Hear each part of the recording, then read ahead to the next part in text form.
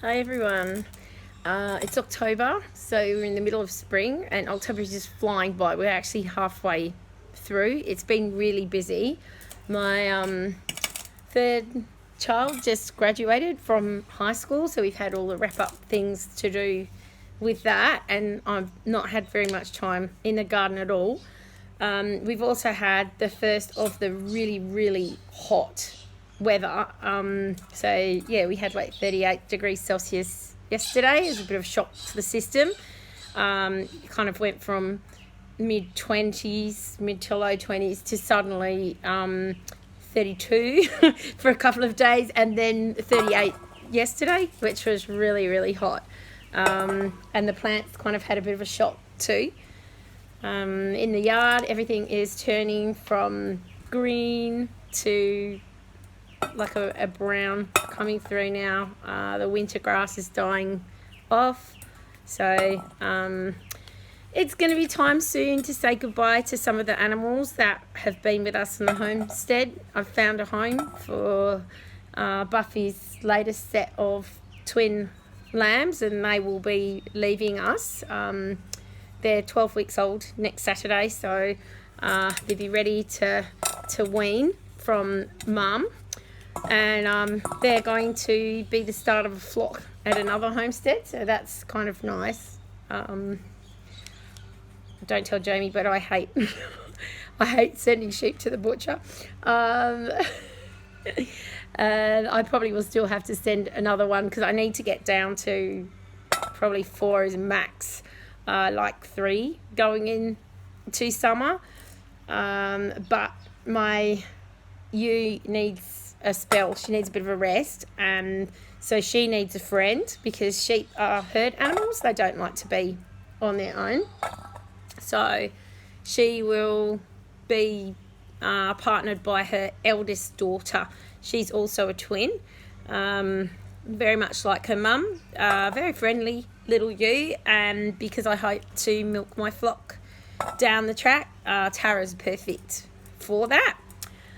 Riley, my ram, he will also need a friend. He can't be on his own. So Rupert, who's their firstborn, he was the only single birth that Buffy's ever had, while known to me anyway, and why she's been with me.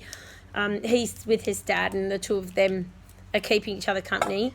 I still haven't gotten around to shearing them, so you probably see that later on this video. It's starting to get warm, and I need to make them comfortable, so I need to shear them.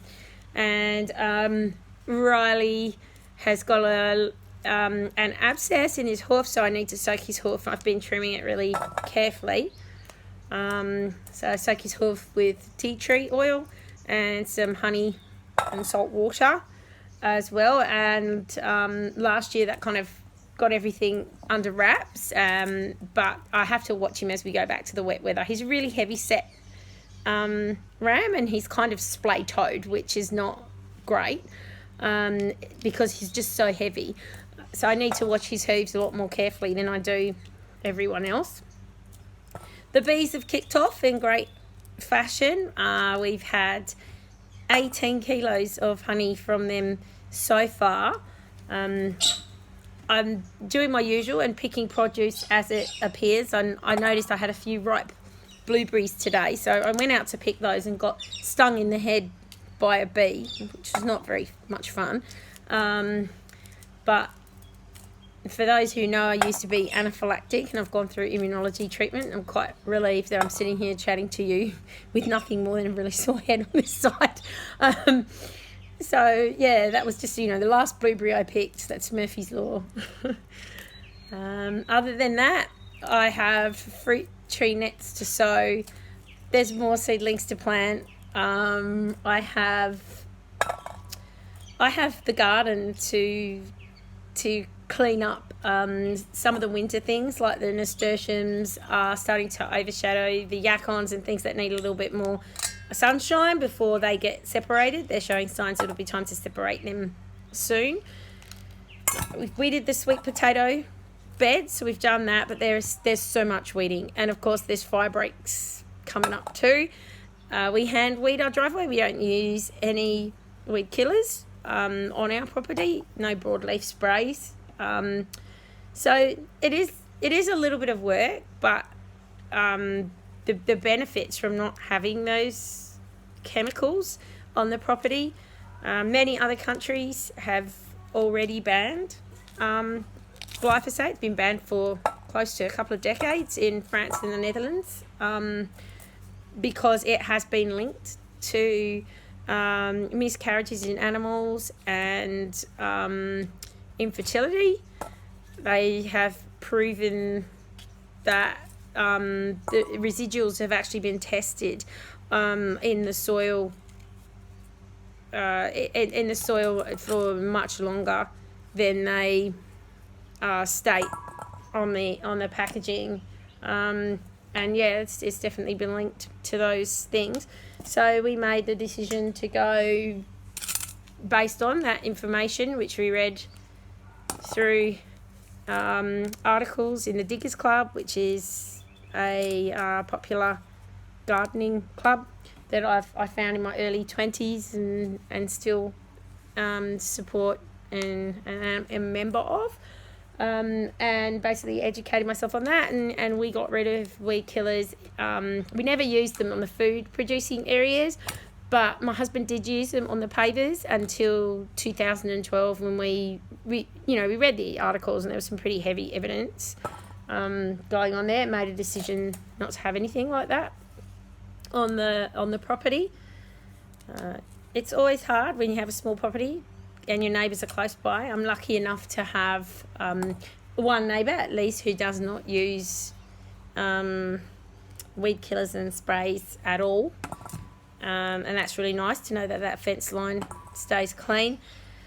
With the other sides, I've taken measures such as like planting lavender hedges to stop overspray into my garden. Although with the wind, it's pretty hard. It's not an easy thing to do. You just talk to people and explain to them what you're doing and why you're doing it.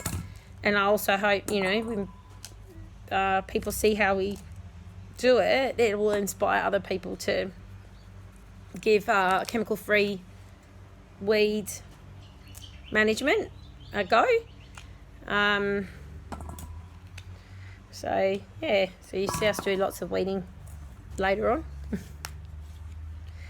But right now I'm shedding probably what's going to be the last of the broad beans. I'll leave the pods in, but with the heat they've not done really well. I'll leave this next lot for my seed for next year, but this lot here I think I'm going to put in the dehydrator if I can hide it from my youngest child. She loves broad beans.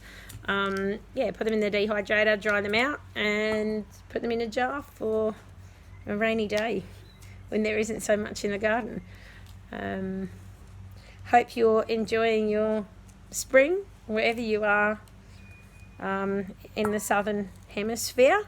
If you're in the northern hemisphere, I hope you can enjoy our spring while you head into your I think now you're in your mid-fall, as you call it, or autumn as we call it here.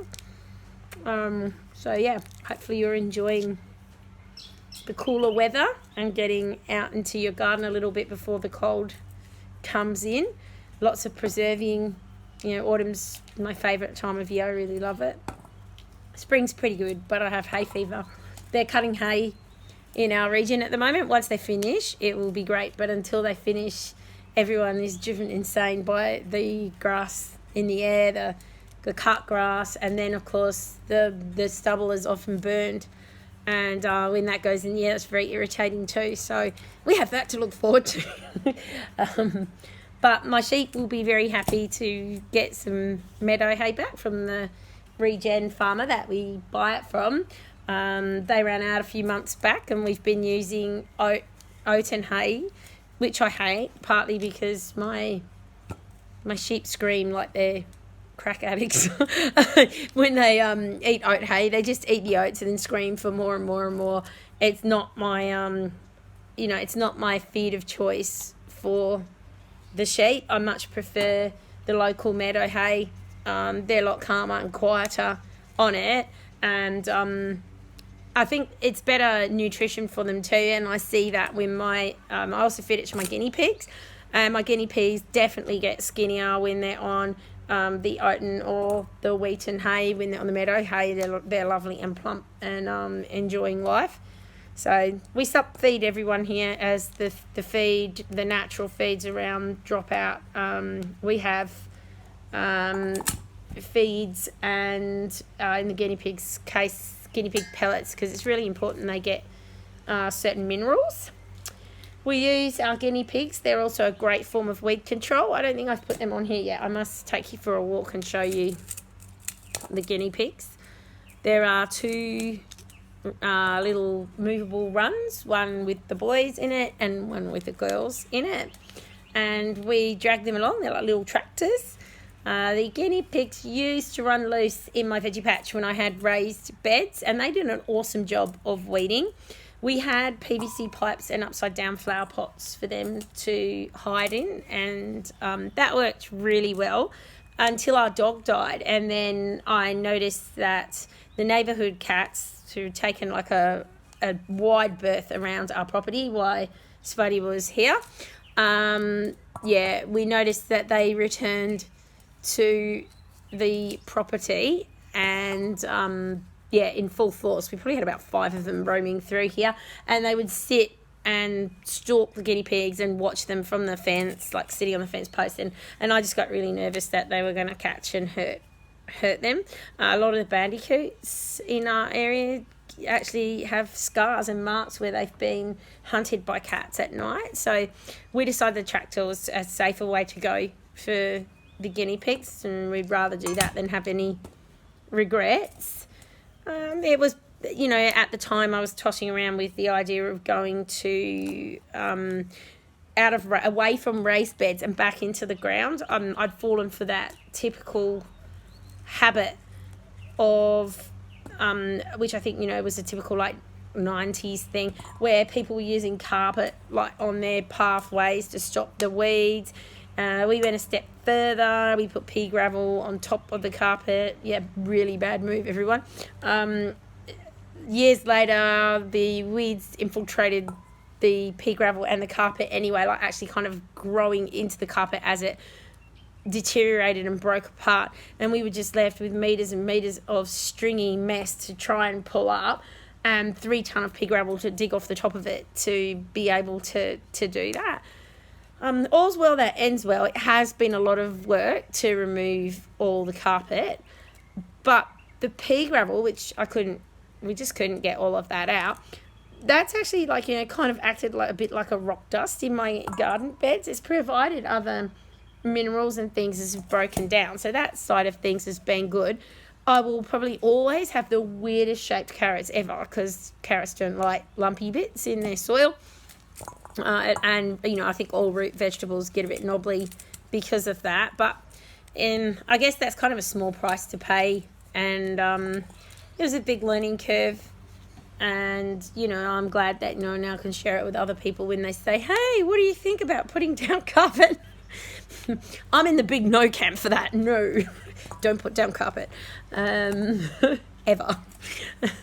So yeah, it's a lot going on. So yeah, we've had the last burn. We've got to set up the burn pile, which involves flipping the tarp off of our wood pile, which we don't need anymore because we're not burning in the house. We've not got the wood fire lit anymore, so it's time to flip that tarp onto the patch of grass that we use to we burn things that spread by little pieces, things like summer plumbago,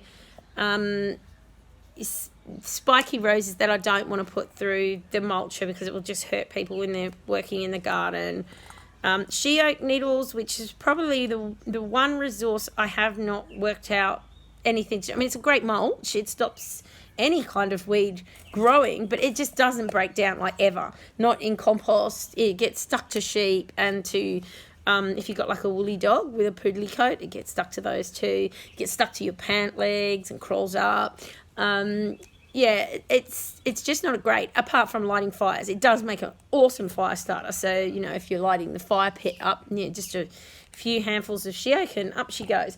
So other than that, I can't work out anything for that. So those type of things we put under the tarp.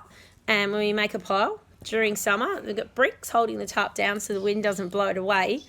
And they get really, really dry. It also means we don't have to plough a fire break around our burning pile, because automatically nothing grows under the tarped area. So it's kind of a safe way of us doing that. And it does also mean that when the first rains are forecast within burning season, we were able to flip that tarp, torch a really nice dry pile, and that's it. That's our burning for the entire year done in one go. And we don't usually have more than a cubic metre, because all of the rest of things are mulched and put back on the garden and composted. So there's very few things that actually go to that pile. The sheep eat a lot of the things that we pull out and don't use, and as I said, we might put the rest through the mulch and back on the garden again. Nothing's wasted. We haven't bought mulch for years, since we bought the mulcher secondhand, which was a great investment for us. We soon worked out that it would only have to do like 10 trailer works of mulch to have paid for what we paid for it. So we're going good. We're still going in over a decade later with that mulcher. So yeah, that was definitely a good buy. And we probably get, I don't know, maybe eight trailer loads of mulch out of it every year, just from prunings and things in the garden, things that come down in storms. So yeah, that's really good. Slugs and snails have been very bad in September, so I'm behind with a lot of the things I would like to have in my veggie garden. I've had about 8 mature cucumber seedlings eaten and 2 zucchini plants. So I'm looking forward, and every pea and bean that I've tried to grow other than the broad beans. So I'm looking forward to the fact that we have got the warmer weather now. Hopefully I can get some of these things in before I run out of the opportunity for them to get a good start and get going. It's bad when they actually eat your chili plant, including the fruits on it. So yeah, it has all the leaves and everything. So yeah, it has been that's been my problem in the pest department. That and the slaters have been pretty bad. I've had to use a lot of collars on my plants to get them where they are now. But very quickly, as soon as the heat came in, my shallots started to yellow. The elephant garlic, which is what they call hardneck garlic, in the northern hemisphere, that has started to produce scapes. So we've been using those at the moment and cutting them off because I want everything good to go down into that bulb. And my soft neck garlic is starting to have the yellow on its leaves. So I wait till there's yellow on every leaf.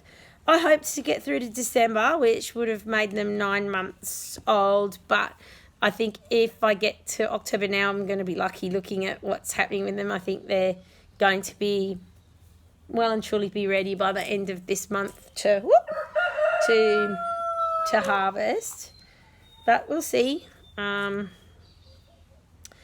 safe from surprise, as they say. We'll see what happens. So just enjoying pulling what's, the coriander's bolted quickly, the rocket's bolted quickly. I've put some more lettuce in. My broccoli, I have some under net still that's got heads. It's kind of buried amongst my kale, but I don't know how that's going to go now. My plum tree, which is laden with plums, it has really suffered with this dry snap of weather. So I think all the plants really need mulching, and that's my focus. But of course, Murphy's Law being what it is, we got the mulcher out to do some mulching the other day, and only for my husband to discover it wouldn't start and it needed a new spark plug and air filter. So we've got the spark plug, but we're waiting on the air filter, which still hasn't arrived. So hopefully soon, because I really need to get something down and around these plants. So yeah, I hope you enjoy this video, and I'll catch you later. Bye.